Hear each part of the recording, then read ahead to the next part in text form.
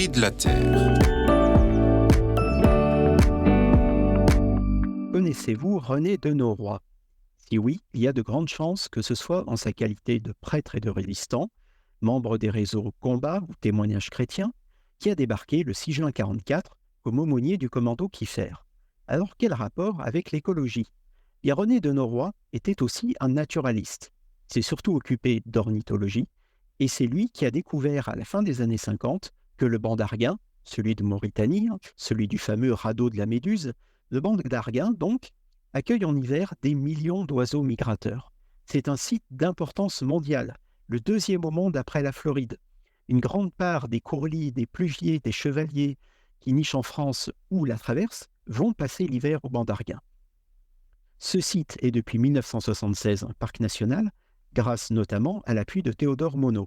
Autrement dit, on a un parc national créé par une république islamique grâce à un prêtre catholique et un théologien protestant. Or, parmi les oiseaux qui se trouvent en ce moment au banc d'Arguin, il y a René. René qui est un courlis, né dans les marais du Cotentin, équipé d'un GPS ultra léger qui nous transmet tous ses mouvements. Le 17 août dernier, René s'est envolé de Normandie, quelque part au sud de Carentan, et s'est posé au Maroc, traversant le golfe de Gascogne et un beau bout d'Atlantique d'un seul coup d'aile sans escale. Ensuite, il a poursuivi par petits bonds le long de la côte du Sahara jusqu'au banc d'Arguin. Et donc, 80e anniversaire du débarquement oblige, les naturalistes normands l'ont surnommé René, en hommage bien évidemment à René de Nauroy.